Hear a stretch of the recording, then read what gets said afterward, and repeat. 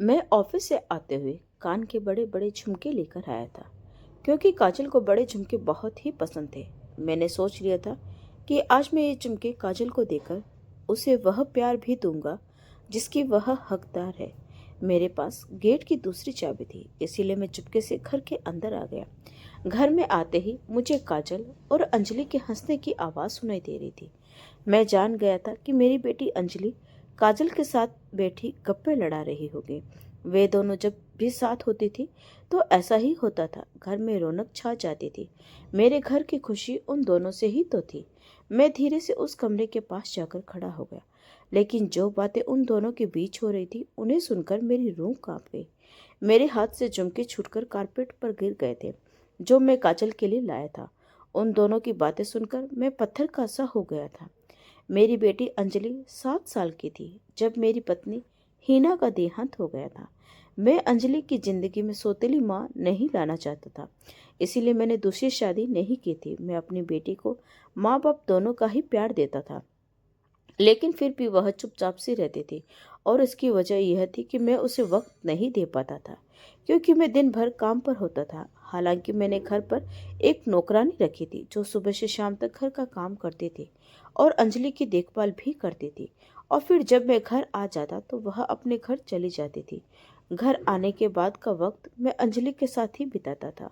उसे उसके स्कूल की रूटीन पूछता, उसके टीचर और उसकी सहेलियों के बारे में बातें करता, लेकिन वह कभी खुलकर बात नहीं करती थी। बस वह मेरे सवाल का जवाब दे दिया करती थी। मैंने महसूस किया था कि उस वक्त तक मेरी बेटी अंजलि उदास ही रहती थी जब तक इसकी जिंदगी में काजल नहीं आ गई थी। काजल हमारे पड़ोस में कुछ साल पहले ही रहने आई थी और पढ़ती भी मेरी बेटी के स्कूल में थी। 7वीं क्लास से ही उसकी दोस्त हो गई थी और अब तो मेरी बेटी अंजलि हर वक्त काजल के घर पर ही रहती या फिर कभी कभी काजल हमारे घर आ जाती थी। काजल के माँ बाप मर चुके थे और वह अपने मामा के पास ही रहती थी। उसके मामा के साथ मेरी अच्छी दोस्ती हो गई थी। मेरा अपना खुद का बिजनेस था जो भगवान की कृपा से बहुत ही अच्छा चल रहा था। भगवान की कृपा से मेरे घर में पैसों की कोई कमी नहीं थी। बस जिंदगी में एक ही दुख था कि मेरी पत्नी हीना का साथ मुझे ज़्यादा लंबे समय तक नहीं मिला।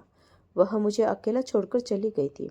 उसके जाने के बाद मैंने किसी भी तरफ आंख उठाकर भी नहीं देखा था क्योंकि मैं अपनी पत्नी हीना से बहुत प्यार करता था। मैं देखने में ज़्यादा उम्र का नहीं लगता था क्योंकि मेरी शादी कम उम्र में ही हो गई थी। मैं अपनी पत्नी हीना से बहुत प्यार करता था क्योंकि वह मेरी पत्नी कम और दोस्त ज़्यादा थी। हीना और मैं एक दूसरे को पहले से ही जानते थे। वह मेरी पहली नज़र का प्यार थी। हम दोनों एक दूसरे से बहुत प्यार करते थे। शायद यही वजह थी कि मैं उसकी जगह किसी और को दे नहीं पाया था। तकलीफ बस इस बात की थी कि किस्मत में हमारा साथ ज़्यादा नहीं लिखा था। जब से मेरी बेटी की दोस्ती काजल से हुई थी वह हंसने लगी थी, बातें करने लगी थी। जब से काजल आई थी घर में एक रौनक सी लगी रहती थी। जब कभी वे दोनों किचन में कुछ पका रही होती तो पूरे किचन में उधम मचा रहता था और बाद में अपने हाथों से बनाया हुआ खाना मुझे टेस्ट जरूर करवाती थी। वे दोनों जैसा भी खाना बनाती मैं यही कहता कि बहुत ही टेस्टी और मज़ेदार है। मेरी नज़र में काजल भी ऐसी ही थी जैसी मेरी बेटी अंजलि थी। वक्त यूं ही गुजरता रहा और दोनों ने अपना इंटर पास कर लिया। अंजलि ने जब फ्री इंजीनियरिंग अच्छे नंबरों से पास की तब मैंने उसे कहा कि इस बार मैं तुम्हें वह गिफ्ट दूंगा जो तुम्हें पसंद हो। अब तुम मुझे बताओ कि तुम्हें क्या चाहिए। लेकिन जो गिफ्ट अंजलि ने मुझसे मांगा उसे सुनकर तो मेरे होश ही उड़ गए। अंजलि ने मुझसे कहा, पापा आप काजल से शादी कर लो। यह सुनकर तो मेरा दिमाग चकरा गया। मैं सोचने लगा कि यह क्या कह दिया अंजलि ने। आज मैंने पहली बार अंजलि पर गुस्सा किया और कहा, तुम होश में तो हो? शर्म आनी चाहिए तुम्हें ऐसी बात करते हुए। वह तुम्हारी दोस्त है, मेरे लिए बेटी जैसी है और तुम हमारी शादी की बात कर रही हो। तब अंजलि कहने लगी, काजल मेरी बहुत अच्छी दोस्त है पापा, मैं उसके बगैर नहीं रह सकती, इसलिए प्लीज आप उससे शादी कर लो। मुझे काजल चाहिए। उसकी बातें सुनकर मैं और भी ज़्यादा गुस्से में आ गया और मैंने उसे कहा, काजल कोई चीज़ नहीं है जो तुम्हें लाकर दे दूँ। वह एक जीती जागती इंसान है और वह मुझे उतनी ही प्यारी है जितनी कि तुम। मैं किसी भी कीमत पर यह कदम नहीं उठाऊंगा। जो मुझे काजल या उसके मामा के सामने शर्मिंदा कर दे। अंजलि, तुम ऐसा सोच भी कैसे सकती हो कि मैं तुम्हारी दोस्त से वह बोलने के लिए भी मेरी जुबान मेरा साथ नहीं दे रही और तुम मुझे यह करने के लिए कह रही हो। मेरा तो यह सुनकर ही दिमाग चकरा रहा है कि वह बच्ची मेरे बारे में क्या सोचेगी, जबकि मैंने तो कभी तुम में और उसमें कोई फर्क तक नहीं किया। खबरदार जो तुमने दोबारा मुझे इस तरह की बात की। मैंने आज तक अंजलि को कभी नहीं डांटा था, लेकिन आज तो उसने बात ही ऐसी की थी कि मेरे बोलने का अंदाज कुछ ज्यादा ही सख्त हो गया। मेरा दिमाग इस बात को स्वीकार ही नहीं कर रहा था कि वह यह सब सोच भी कैसे सकती है। मेरे सख्त शब्दों को सुनकर अंजलि रोते हुए मेरे पास से उठकर अपने कमरे में चली गई। मुझे लगा कि अभी बचपना है, धीरे धीरे खुद ही समझ आएगी। इसीलिए मैं इस बात को बिल्कुल ही भूल चुका था, लेकिन अंजलि ने तो हद ही कर दी थी। उसने खाना तक छोड़ दिया और बेजान से अपने कमरे में पड़ी रहती थी। जब मैं उसे वह जय पूछता तो कहती कि आप काजल से शादी कर लो, मैं अपने आप ठीक हो जाऊंगी। लेकिन मैं कैसे उसके कहने पर उस बच्ची की जिंदगी खराब कर सकता था। मैंने अंजलि को समझाने की बहुत कोशिश की, लेकिन वह मेरी बात सुनने को तैयार ही नहीं थी। उसने 3 दिन तक कुछ खाया ना कुछ पिया और फिर चौथे दिन वह कमजोरी से बेहोश हो गई। मैं उसके सामने अब खुद को बेसहारा महसूस करने लगा था।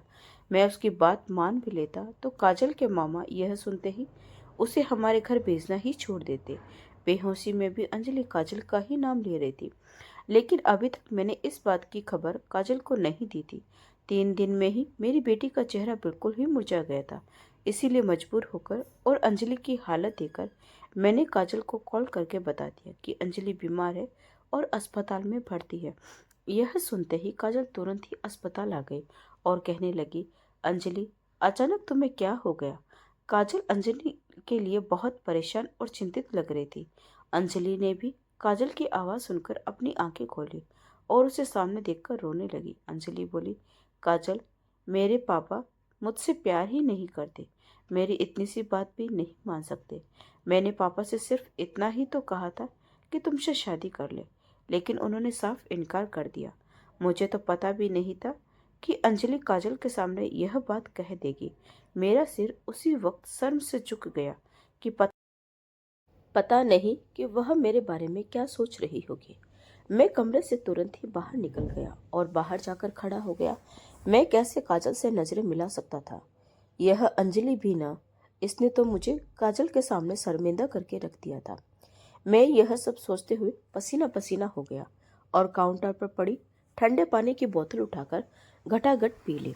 कुछ देर बाद जब काजल बाहर आई तब मैं वहीं कमरे के बाहर खड़ा था।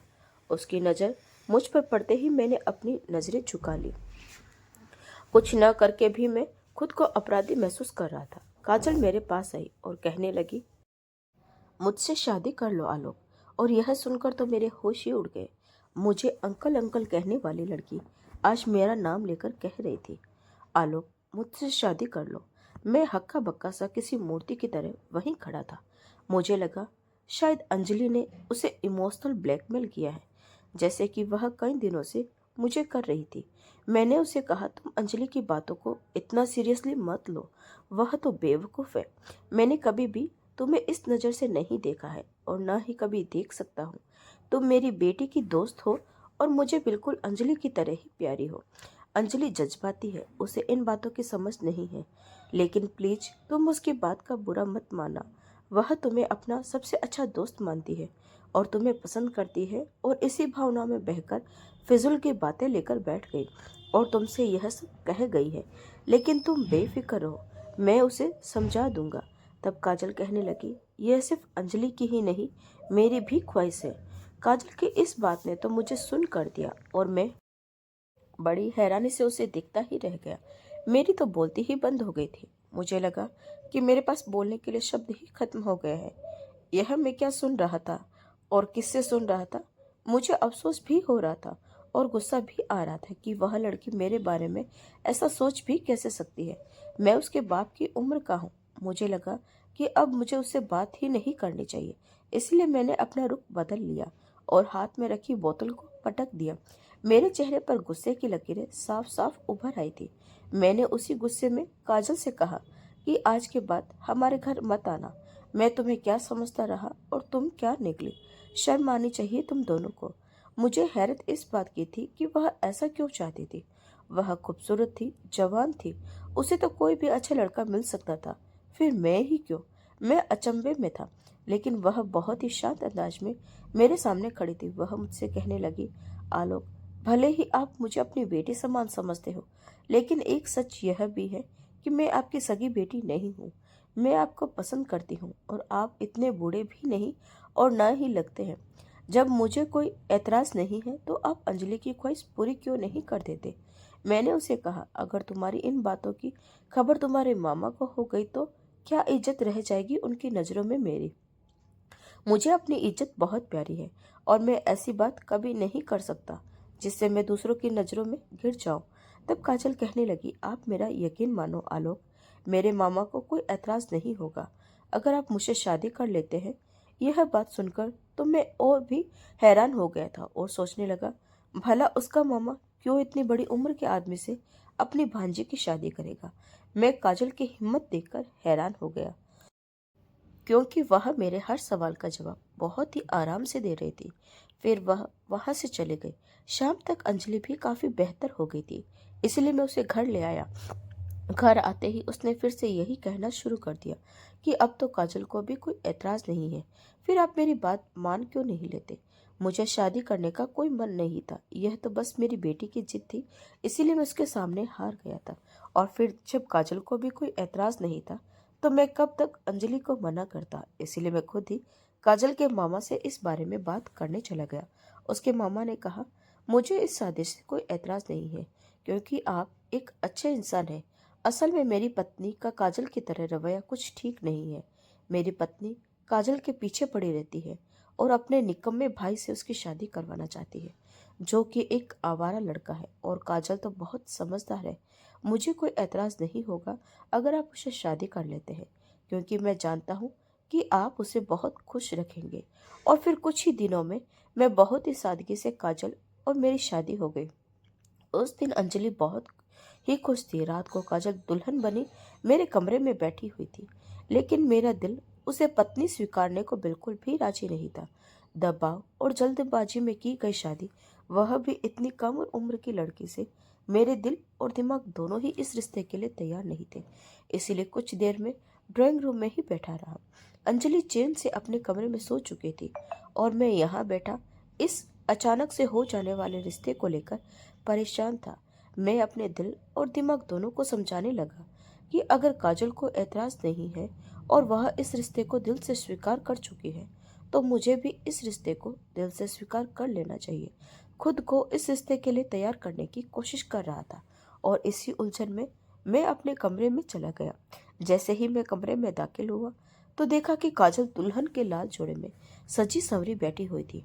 मेरे दिल और दिमाग दोनों उलझने लगे कि मैं उससे क्या बात करूं, जिस लड़की के लिए फिलहाल मेरे दिल में किसी तरह के कोई भी जज्बात नहीं है। फिर भी मैं उसके सामने जाकर बैठ गया। जैसे ही मैंने अपनी जेब से एक अंगूठी निकाली, उसने अपना हाथ आगे कर दिया। उसके दिल में मेरे लिए उभरते जज्बातों को समझते हुए मैंने वह अंगूठी उसकी उंगली में पहना दी। वह आज काफी नर्वस सी बैठी हुई थी, इसीलिए मैंने ही बात शुरू की और कहा, देखो काजल, मुझसे घबराने की जरूरत नहीं है। मेरे दिल और दिमाग दोनों ही इस रिश्ते को स्वीकारने को बिल्कुल भी तैयार नहीं है, इसीलिए मुझे थोड़ा वक्त चाहिए। तुम चाहो तो आराम से इस कमरे में सो जाओ और चाहो तो अंजलि के पास चली जाओ। मुझे लगा कि वह शायद इस बात पर ऐतराज करेगी या कुछ बोलेगी, क्योंकि हर लड़की को शादी को लेकर और खासकर शादी की पहली रात को लेकर बहुत सारे सपने होते हैं।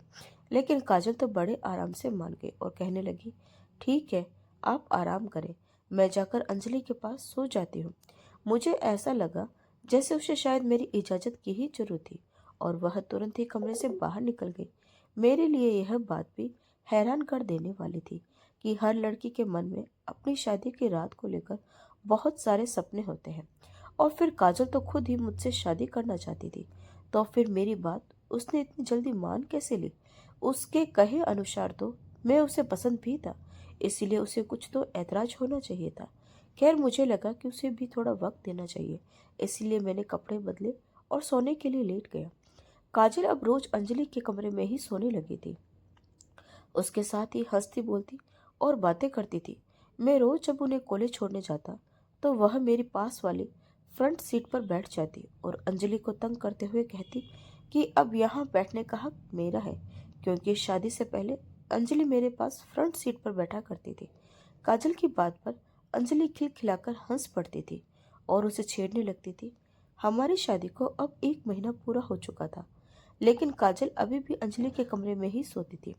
मुझे भी इस बात से कोई मतलब नहीं था, क्योंकि काजल के लिए मेरे दिल में कोई जज्बात नहीं थे, तो मुझे कोई फर्क नहीं पड़ता था कि वह कहाँ सोती है। लेकिन एक रात जो कुछ मेरे और काजल के बीच हुआ, उसने तो मुझे झकझोर कर रख दिया। उस रात मैं अपने कमरे में बैठा किताब पढ़ रहा था कि तभी काजल मेरे कमरे में आ गए। जब मैंने उससे आने की वजह पूछी तो वह कहने लगी कि अंजलि सो चुकी है, लेकिन मुझे नींद नहीं आ रही। क्या मैं आपके पास बैठकर बातें कर सकती हूँ? कल संडे है तो कॉलेज में भी छुट्टी है। मैंने कहा हाँ, बैठ जाओ। वह बेड पर बैठ गई। मैंने किताब साइड में रख दी और चश्मा भी उतारकर बॉक्स में डाल दिया। जब मेरी नज़र उस पर पड़ी तो देखा कि वह बड़े ही गौर से मुझे देख रही थी। उसके मासूम से चेहरे को देखकर अचानक मेरे चेहरे पर भी मुस्कुराहट आ गई। तब वह भी मुस्कुराने लगी और मुझसे कहने लगी कि आप इस उम्र में भी इतने हैंडसम लगते हैं, तो जवानी में तो और भी होते होंगे। जब आप मुस्कुराते हैं तो आपके चेहरे का डिम्पल बहुत प्यारा लगता है, और आपकी ये गहरी काली आंखें किसी को भी अपना दिल हारने पर मजबूर कर सकती है। उसके मुंह से अपनी तारीफ सुनकर मैं कुछ पल के लिए तो यह समझ ही नहीं पाया कि जवाब क्या दूं। फिर मैंने कहा कि हाँ, जवानी में बहुत सी लड़कियां मुझ पर फिदा थी, लेकिन अब तो 40 का हो गया हूँ। अब वह बात कहाँ रही। मेरी बात पर वह हंसने लगी और बोली कि ऐसी बात तो नहीं है, आप अभी भी एक जवान लड़की के पिता नहीं लगते। जब मैंने पहली बार आपको देखा था तो मुझे लगा था कि आप अंजलि के बड़े भाई हैं। काजल की बात पर मैंने मुस्कुराते हुए कहा कि ऐसा इसीलिए क्योंकि मेरी शादी सिर्फ 20 साल की उम्र में ही हो गई थी। मैं अपने माँ बाप का इकलौता बेटा था और तब मेरी माँ को कैंसर हो गया था। उनकी आखिरी ख्वाहिश थी कि वह मेरी शादी अपनी आंखों से देखे। मैंने उनकी आखिरी इच्छा का मान रखा और अपनी एक दोस्त से शादी कर ली। शादी के अगले साल अंजलि पैदा हो गई। अब अंजलि 2 महीने की थी तब मेरी माँ इस दुनिया से चली गई थी। मेरी बात सुनकर काजल कहने लगी, हमारे कॉलेज की बहुत सी लड़कियां यही समझती है कि आप अंजलि के बड़े भाई हैं। फिर वह मुझसे मेरी पहली पत्नी के किस्से सुनने लगी, क्योंकि मेरी पहली पत्नी हीना से मेरी लव मैरिज हुई थी। वह बड़ी दिलचस्पी से मुझे देखते हुए मेरी और हीना की लव स्टोरी सुन रही थी। सुनते सुनते उसकी आंखें बंद होने लगी और वह बेड की दूसरी तरफ जहां बैठी थी वहीं लेटकर सो गई। पहले तो मैंने उसे जगाना चाहा, लेकिन वह गहरी नींद में थी, इसलिए मैंने उस पर कंबल डाल दिया और खुद भी सोने के लिए लेट गया। थोड़ी ही देर में मेरे दिल की धड़कनें तेज हो गई। जब काजल नींद में मेरे बहुत करीब आ चुकी थी, वह मेरे बाजू पर सिर रखकर सोई हुई थी और उसका हाथ मेरे सीने पर रखा हुआ था। पहले तो मैंने अपने ऊपर बोझ महसूस करके हड़बड़ाकर उसे नींद से उठाना चाहा, लेकिन जब उसे इतने करीब देखा तो दिल जोर से धड़कने लगा। पहली बार मैंने उसका चेहरा इतने करीब से देखा था और उसके जिस्म से आती खुशबू ने मेरे अंदर नए जज्बात पैदा कर दिए थे। रही सही कसर अचानक से होने वाली बारिश ने पूरी कर दी थी। एकदम से बादलों की तेज गड़गड़ाहट सुनकर वह मेरे बिल्कुल करीब आ गई और सीने पर अपना सिर रख दिया। मेरा दिल जोर जोर से धड़कने लगा था और मैं इतनी ठंड में भी पसीने से भीग गया था। फिर वह अचानक ही नींद में बड़बड़ाने लगी, आलोक, मुझे बारिश से बहुत डर लगता है। अब मैं अपने आप पर काबू नहीं रख सका, इसीलिए मैंने उसे अपनी बाहों में भर लिया। पहली बार हिना के बाद मेरा दिल किसी के लिए यूं बेकाबू हुआ था। इससे पहले कि मैं बेखुदी में आगे बढ़ जाता, मेरे कमरे के दरवाजे पर दस्तक हुई और मैं चौंक सा गया। फिर ख्याल आया कि बारिश से तो अंजलि भी घबराती है। काजल गहरी नींद में थी, इसलिए मैंने धीरे से उसे खुद से जुदा किया और उठकर कमरे का दरवाजा खोल दिया। अंजलि घबराई हुई सी दरवाजे पर खड़ी थी और मेरे दरवाजा खोलते ही मेरे सीने से लग गई। वह कहने लगी, पापा, मुझे डर लग रहा था। बादल इतनी जोर से गरज रहे थे और काजल भी मेरे पास नहीं थी। मैंने अंजलि का माथा चूमा और उसे तसल्ली दी। फिर कहा, अंजलि अब तो बड़ी हो जाओ, बादलों की गड़गड़ाहट से कौन डरता है भला। जाओ तुम काजल के साथ सो जाओ, मैं तुम्हारे कमरे में चला जाता। अंजलि काजल के पास सो गई और मैं अंजलि के कमरे में आकर लेट गया। मेरी नींद अब उड़ चुकी थी और मेरा दिल अब अपने पति होने के फर्ज को पूरा करने के लिए मचलने लगा था। मेरे जज्बात अब खुद ब खुद उमड़ने लगे थे।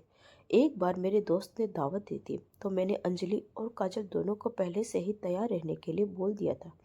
जब ऑफिस से वापस आया तो काजल अपने 2 जोड़ी कपड़े मेरे कमरे में बेड पर रखकर बैठी हुई थी। मैंने उससे पूछा, तुम तैयार नहीं हुई अब तक? तो वह कहने लगी, मुझे समझ में नहीं आ रहा है कि मैं इनमें से कौन सा जोड़ा पहनूं, और अंजलि भी नहीं बता रही। आप मुझे बताइए ना कि कौन सा जोड़ा ज़्यादा अच्छा है।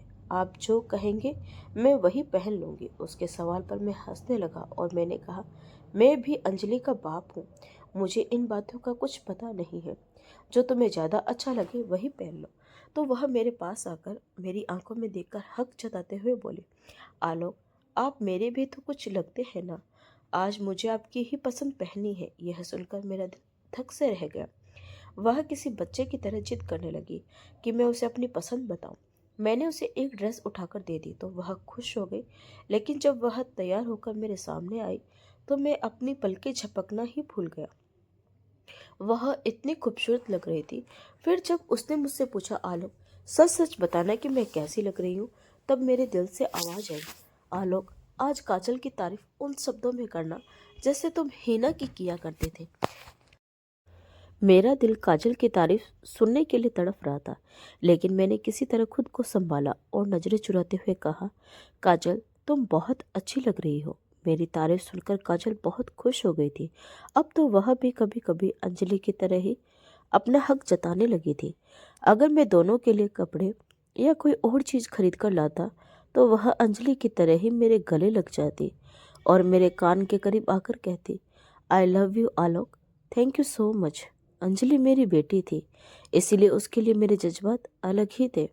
उसका इस तरह प्यार करना मुझे अच्छा लगता था, जैसा एक बाप को लगना चाहिए। लेकिन जब वही बात काजल मुझसे कहती तो मेरा दिल अंदर से धमाल मचाने लगता था।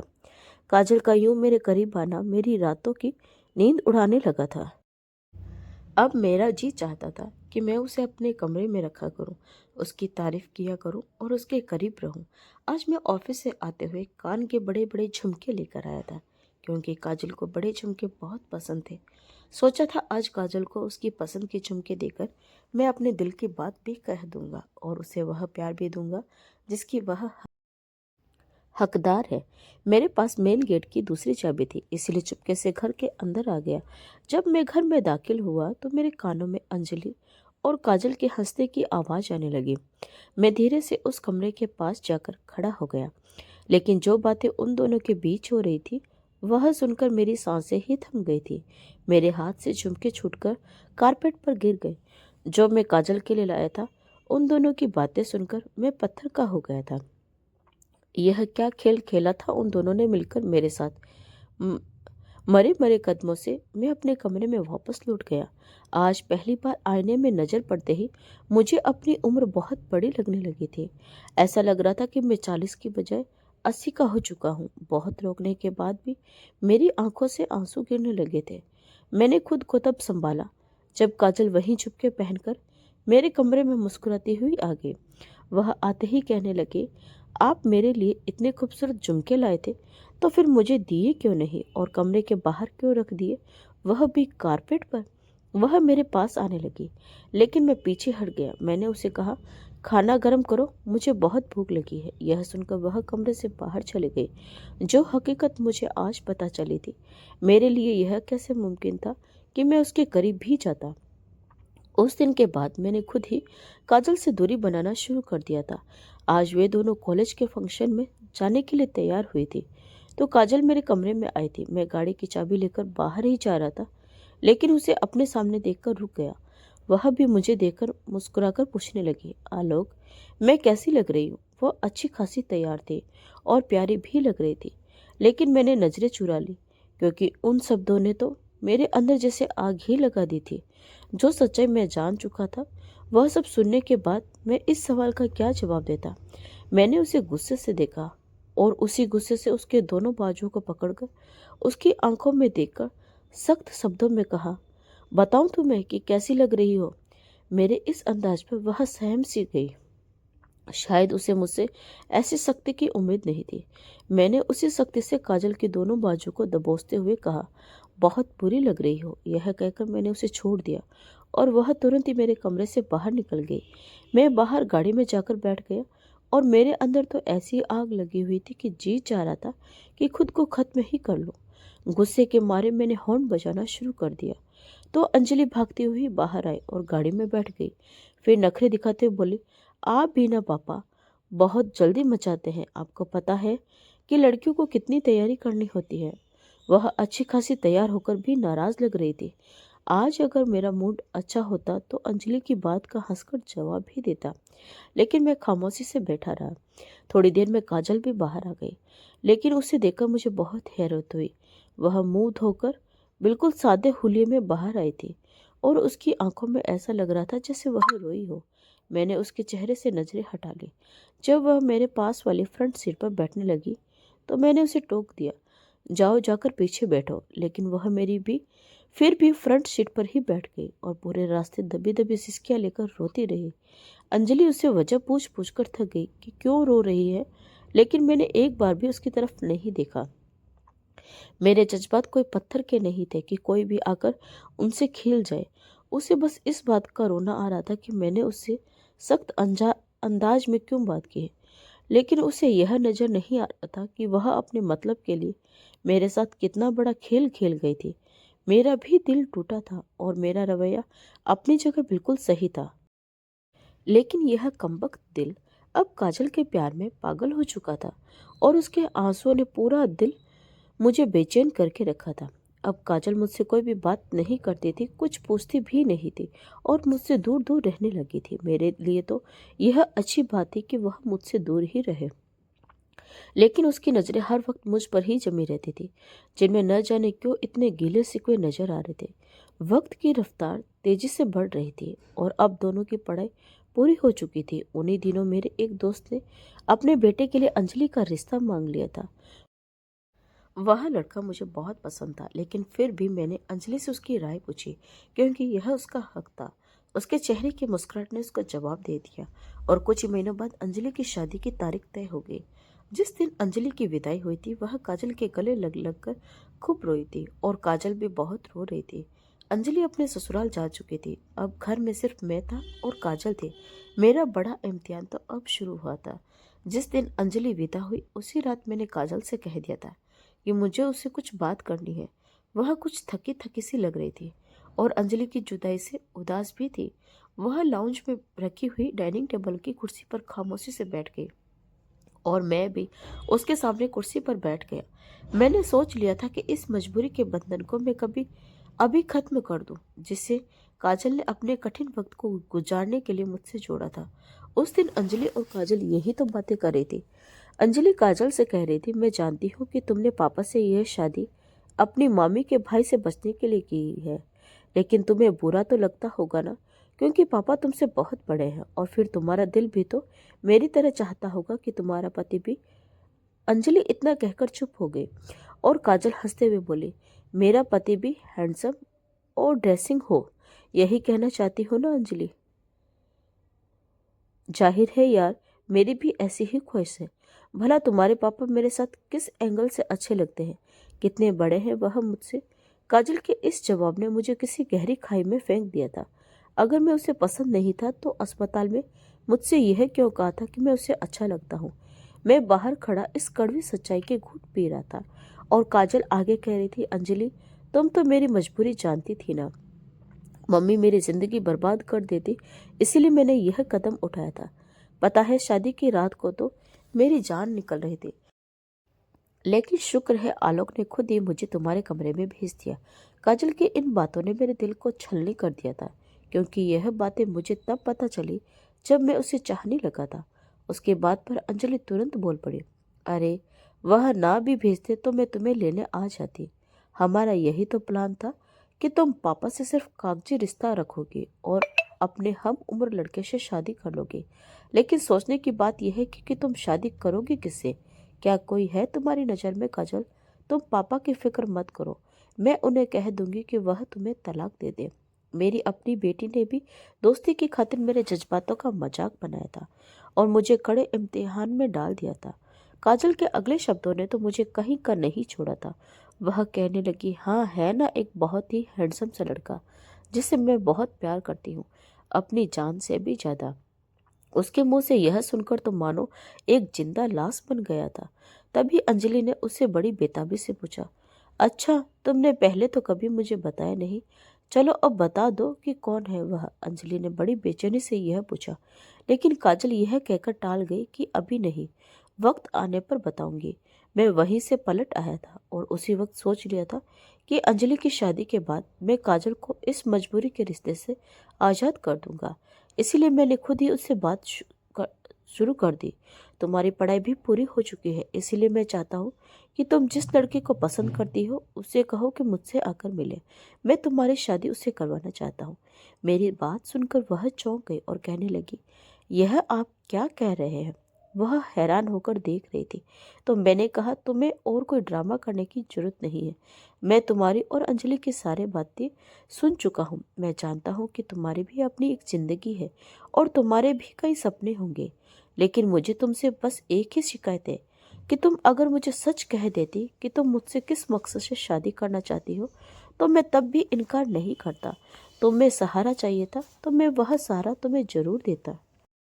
लेकिन जो खेल तुमने और अंजलि ने मेरे साथ खेला वह गलत था। जब तुम्हें कोई और पसंद था तो मुझे यह क्यों कहा कि तुम्हें अच्छा लगता हूँ और तुम मुझसे अपनी मर्जी से शादी करना चाहती हो? मैं बहुत उदासी से बात कर रहा था और बहुत बड़े दर्द से गुजर रहा था, क्योंकि काजल अब मेरे दिल की धड़कन बन चुकी थी। वह आज बिल्कुल चुप थी, बस एक टक मुझे देखे जा रही थी, शायद अपनी हरकतों पर शर्मिंदा थी। तुम जब भी चाहोगी मैं तुम्हें तलाक दे दूंगा। अब तुम जल्द से जल्द उस लड़के को बुला लो जो तुम्हें पसंद है, ताकि मैं तुम्हारा रिश्ता भी उसके साथ कर दूं। अब मैं तुम्हारे साथ एक ही घर में एक ही छत के नीचे नहीं रहना चाहता। यह कहकर मैं अपने कमरे में चला गया। यह फैसला लेना मेरे लिए एक इतना मुश्किल नहीं होता अगर काजल और अंजलि मुझे सच बताकर यह रिश्ता जोड़ती। लेकिन जो ड्रामा उन्होंने रचाया था उससे मेरे जज्बात बुरी तरह से चकनाचूर हो गए थे। मेरी आंखों से नींद कोसों दूर थी, लेकिन फिर भी मैं बेड पर लेट गया। तभी जोर से दरवाजा खटखटाने की आवाज आई। मैं चौंक गया और उठकर दरवाजा खोला तो देखा कि काजल सामने खड़ी थी। इस वक्त तुम यहाँ क्या कर रही हो?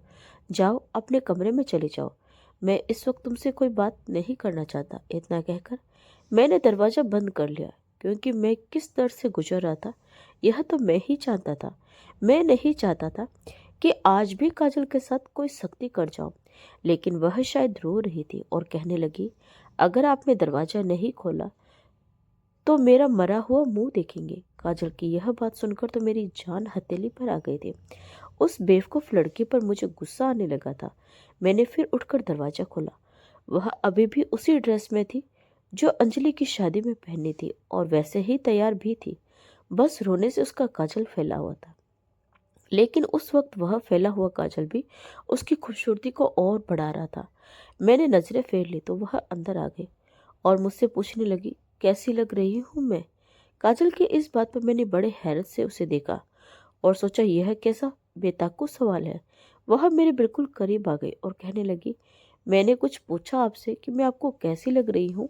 यह कहकर वह अचानक ही मेरे सीने से लगकर रोने लगी और मैं तो अपनी जगह पत्थर हो गया था।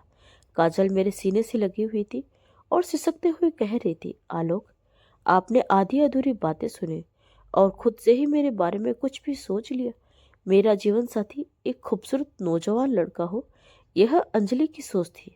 मैं कई बार उसे कह चुकी थी कि तुम्हारे पापा मेरे आइडियल है, मुझे उनकी पर्सनैलिटी बहुत अट्रैक्ट करती है। लेकिन अंजलि हर बार उम्र का फर्क मेरे सामने रख देती थी। उसे लगता था कि मैंने मामी के भाई से बचने के लिए मजबूरन आपसे शादी की है। इसीलिए मैं अंजलि को वही जवाब दे देती जो वह सुनना चाहती थी, क्योंकि मैं उससे यकीन दिला दिलाकर थक गई थी कि मैंने आपको दिल से कबूल किया है। हाँ, यह सच है कि शादी की रात मैं बहुत नर्वस थी, लेकिन वह तो हर लड़की होती है।